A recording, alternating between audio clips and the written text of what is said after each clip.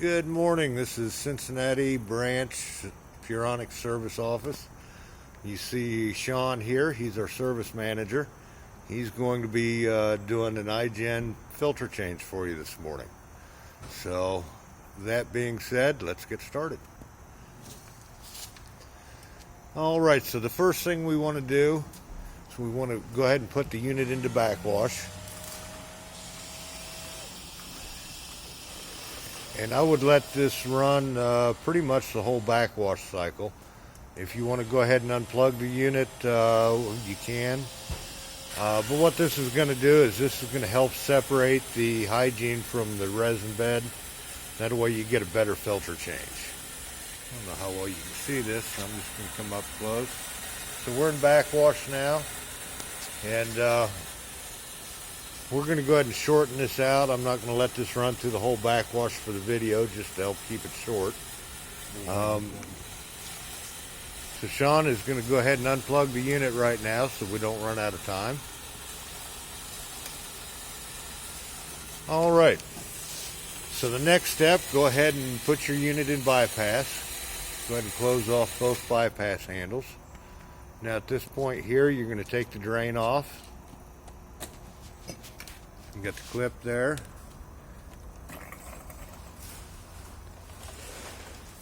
Set that over to the side. And you're going to go ahead and take the injector cap off. Now you can use the clack wrench that comes with it. It's great if it's real tight. Most of the time you really just want to hand tighten that.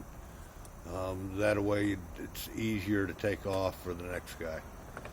If you over tighten it too many times, you're going to tear up the O-ring that's on the underside of the cap, and you really don't want to do that.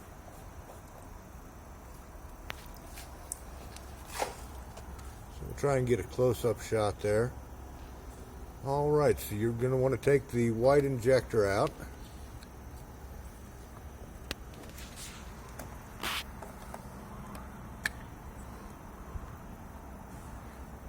I always set that over in the cap and set it over to the side. That way you don't lose it and you don't forget to put it back. So we've already got the filter in the transfer tank. On the head here, don't forget you have to have the nipple in place there for the hygiene to go into the unit. All right. Now on some of the units you're going to find that you've got the plug right here. That's your for the upflow brining if you needed to switch that out. On some of those it's going to stick up a little too tall and you'll have to pull that out with a pair of channel locks or a pair of needle nose pliers because some of them, where it sits up a little bit higher, it's not going to screw, your adapter here is not going to screw down tight enough to make a good seal. All right.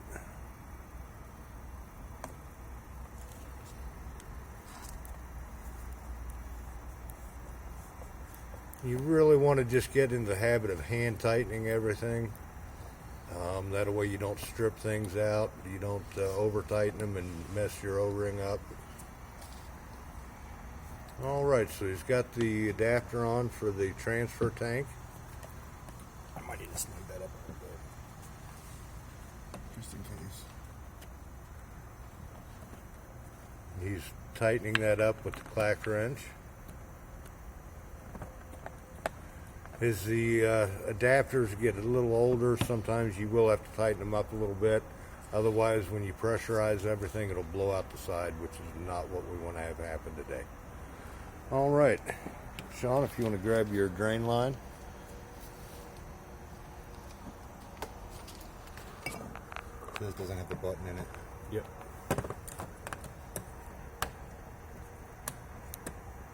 All right, so we've got everything hooked up. Now you're going to want to open the inlet valve up.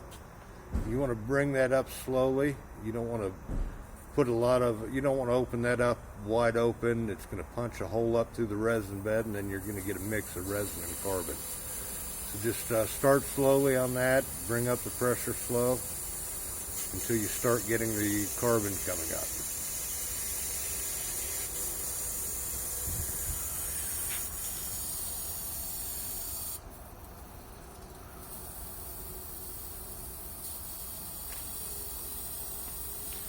Now, in a lot of the iGens, by the time you get around to doing the filter change, there's not going to be a whole lot of carbon left over. So don't freak out if you get just a little bit of carbon and then it goes straight to resin. Over a period of time, with it going through its cleaning cycles, it's going to lose a little bit of carbon each time it cleans. So sometimes you may not get a whole lot of carbon that comes out. Any words on that, Sean? No, just watch it close, because depending on the unit and the pressure of the house and everything, some doesn't seem to lose very much carbon at all, and some it seems like it loses quite a bit. So just go slow on the bed change. When you go to pull the carbon out of the unit, just make sure you go slow on the bypass. Don't get in a hurry. Like Doug said, you don't want to toss the bed and get too much resin out any more than you have to. So generally, you won't open the bypass up more than about halfway for the whole filter change. If you have that opened up more than that, you're going to lose a lot of material out, and you're not really going to get a good separation of carbon and resin.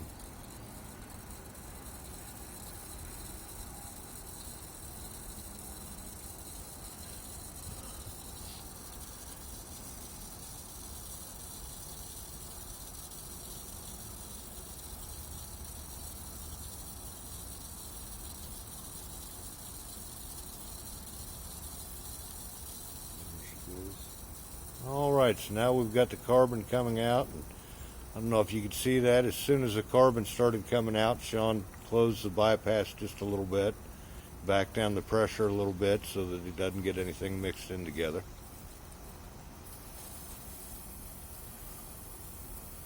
And we've got a good flow of carbon coming out the drain line there. And we're just taking that outside and we're catching it in a catch sock for that way we can reuse it later on for training. Now you can see that it's starting to lighten up just a little bit. At that point, open up the bypass just a little bit more. Just make sure you do this slowly and in stages. Sean, you want to show them how you pinch the drain line off to check the check how we're doing. And just grab it in one hand and just squeeze that off. Not enough to stop the flow, but if you look close, you'll be able to see how much carbon you have coming out and how much resin that you have coming out. Now, if you do this slowly and check on it, when you get about a 50-50 mix between resin and carbon, that's a good time to go ahead and shut it down and start transferring the new filter in. I like to use a flashlight.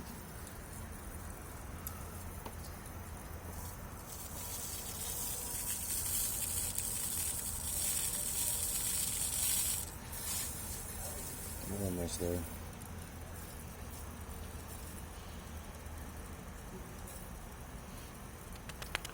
You really want to take this slow and get as much of the old carbon out as you can. If you leave too much in, you're going to get callbacks for the water turning brown prematurely because it's still got too much of the old filter. So just take your time.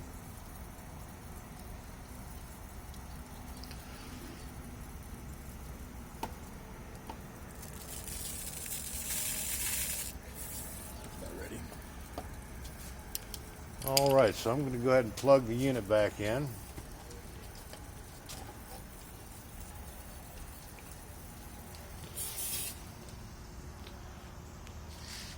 At this point, go ahead and advance that to the next cycle, which is the Brine Cycle. Go ahead and open the bypass up. And then open up the inlet valve on your transfer tank. Which is the yellow side. Which is the yellow side. Now, everybody does this a little differently as far as their preference, but you want to shake it up a little bit, get some water mixed in with the filter media before you start transferring it in. Sometimes the carbon will clog up the hose on the outlet side going into the unit if you don't mix it up really good. When you get a good mix going, then go ahead and open up your outlet valve going into the unit.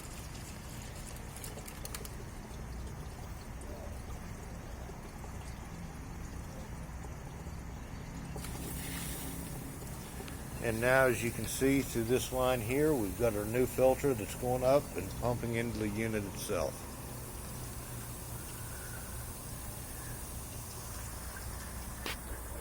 You just want to take and shake the unit up, shake the transfer tank up a little bit, keep it stirred up, keep it pumping in good.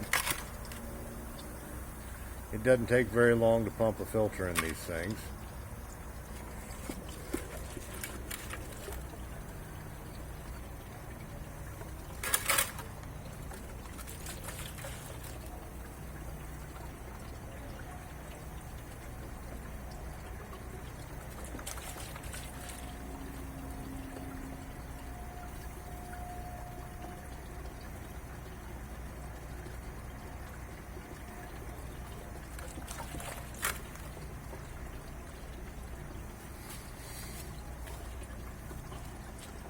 It looks like that's pretty much all the filter there. The line's cleaning up nice. Okay, so at this point, go ahead and bypass the unit again.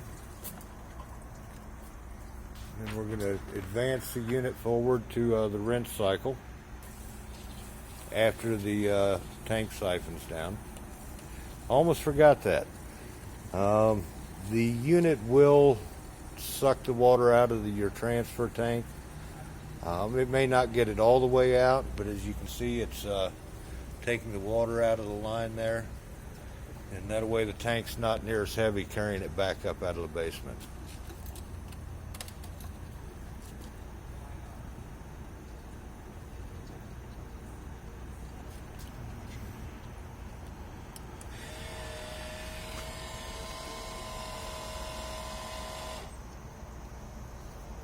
Rinse.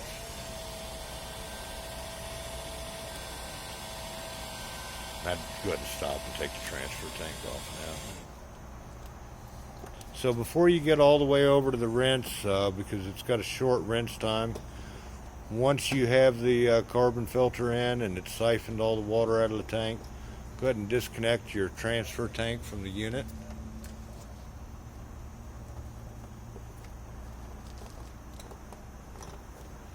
There again, the clack wrench comes in handy really good. You can use channel locks too, but that'll tend to strip out the sides of the adapter, which you don't want.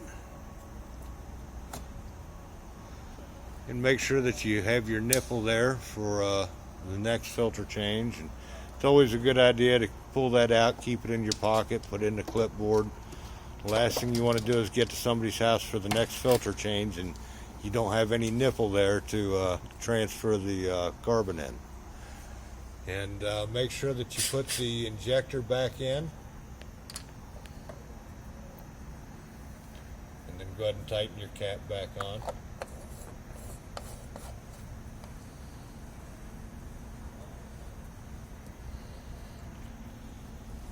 Now, over a period of time, you can get some carbon that gets caught up in that injector.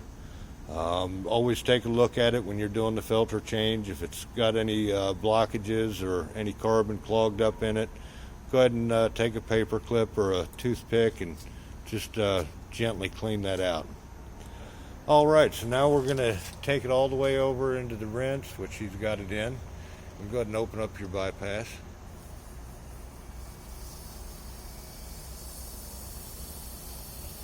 At this point here, as long as you've got your drain line tucked into a sink or a floor drain somewhere, go ahead and open it up all the way. That way it gets a really good rinse, and that's going to help bed that carbon down. What you don't want to do is get too little of a rinse time where the carbon is still unsaturated, and it'll tend to come back up and clog the head and get up in the seals, and you don't want that. That's a pain. Isn't that right, Sean? Absolutely.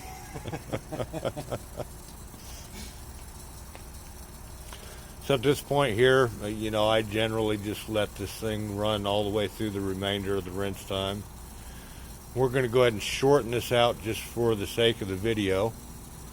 And so go ahead, and at this point here, we're going to assume that we're done with the full 4-minute rinse. Go ahead and take it over into service and bypass the unit.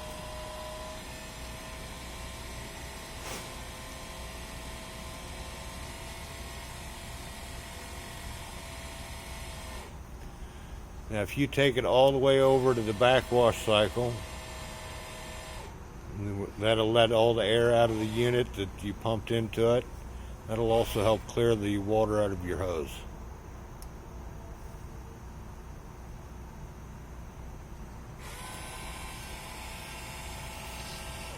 So he's in fill now, and he's going to take it to backwash.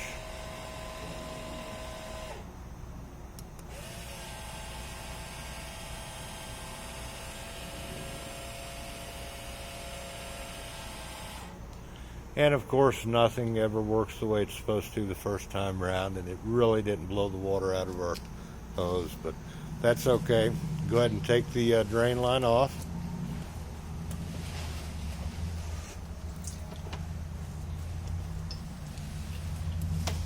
Reconnect the unit's drain line. Make sure you put the clip back in. Alright, at this point here, we're going to crack open the bypass just a little bit. What you want to do is let the unit fill back up with water just until you hear the water hit the drain line. And right now that carbon's still pretty dry, and at that point you can hear the sound difference.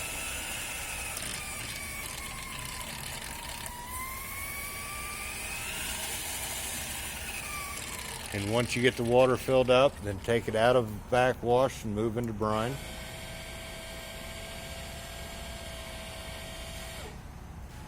Go ahead and hit the regen button again. And we want to take that all the way over to rinse. We don't really want to let it run in backwash because that will tend to lift the new filter up and clog up the head, which, like we said, is not what you want to do. So now we're in rinse. Go ahead and open it up.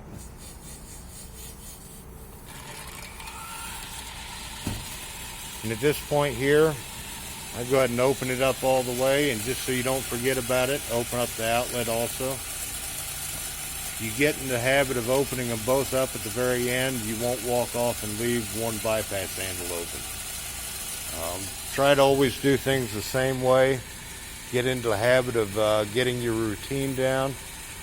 You'll have less callbacks. You won't forget to turn something back on. It's always going to work better for you. And that is it. We've got a new filter in there. We're going to let it continue on with the rinse. Once that's done, let's go ahead and show them how to reset the filter lifetime.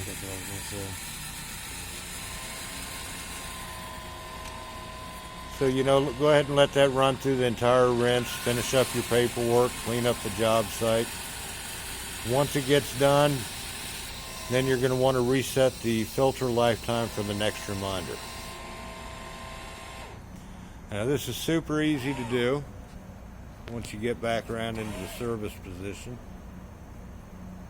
Alright, so you want to take, and at the same time, you're going to press the next button and the arrow up.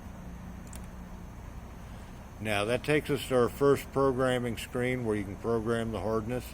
You want to do the same thing again. Press next and the up button. Hold them for about 5 seconds.